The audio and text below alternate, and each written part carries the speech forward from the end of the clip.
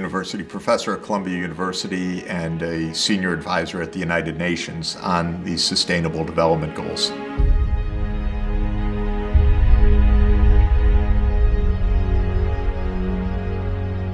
I am deeply troubled and concerned. We're living in a period of incredible disasters, hurricanes, floods, droughts hitting the world. My God, what are we doing? This is really dangerous.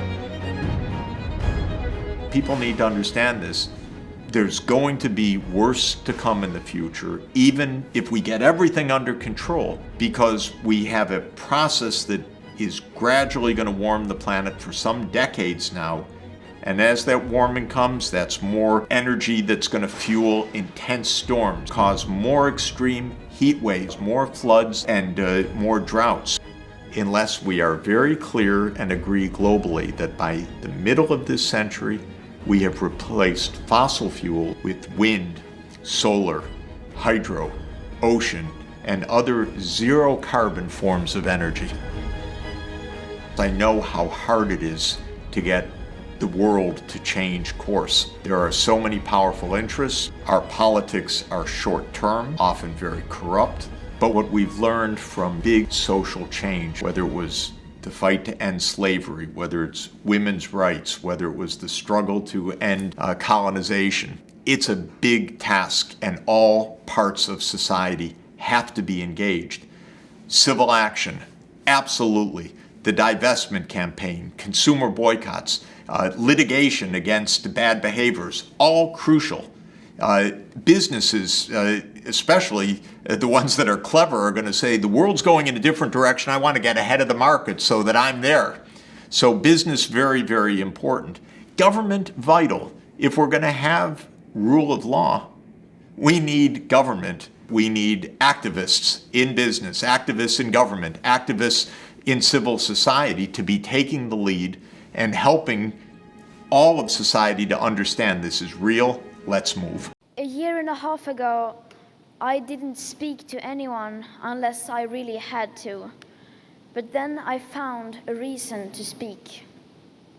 Since then, I've given many speeches and learned that when you talk in public, you should start with something personal or emotional to get everyone's attention. Say things like, our house is on fire, I want you to panic, or how dare you. But today I will not do that, because then those phrases are all that people focus on. They don't remember the facts, the very reason why I say those things in the first place. We no longer have time to leave out the science. For about a year, I have been constantly talking about our rapidly declining carbon budgets over and over again. But since that is still being ignored, I will just keep repeating it. In Chapter 2, on page 108 in the SR 1.5 IPCC report that came out last year, it says that if we are to have a 67% chance of limiting the global temperature rise to below 1.5 degrees Celsius, we had on January 1st, 2018, 420 gigatons of CO2 left to emit in that budget. And of course, that number is much lower today, as we emit about 42 gigatons of CO2 every year, including land use. With today's emissions levels, that remaining budget will be gone within about 8 years. These numbers aren't anyone's opinions or political views. This is the current best available science. And I still believe that the biggest danger is not inaction. The real danger is when politicians and CEOs are making it look like real action is happening when, in fact, almost nothing is being done apart from clever accounting and creative PR.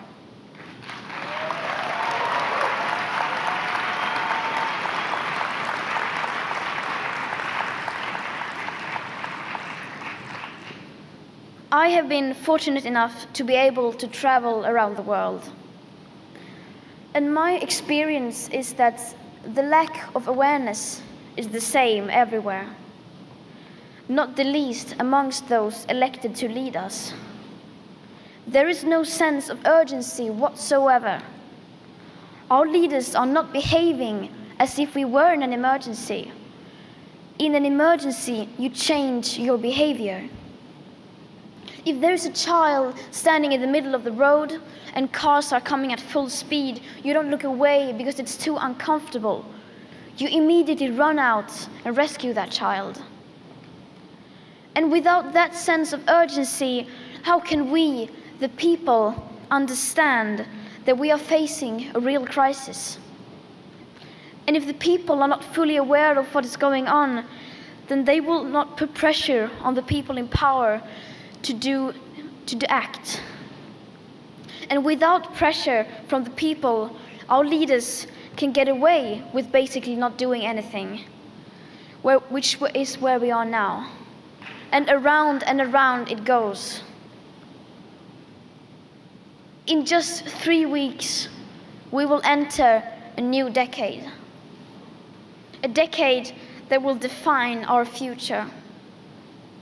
Right now, we are desperate for any sign of hope. Well, I'm telling you, there is hope. I have seen it. But it does not come from the governments or corporations. It comes from the people. The people who have been unaware but are now starting to wake up. And once we become aware, we change. People can change. People are ready for change.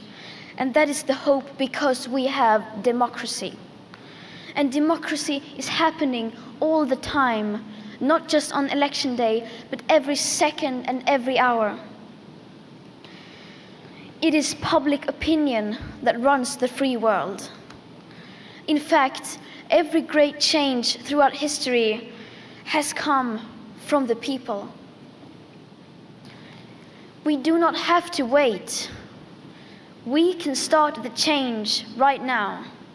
We, the people. Thank you.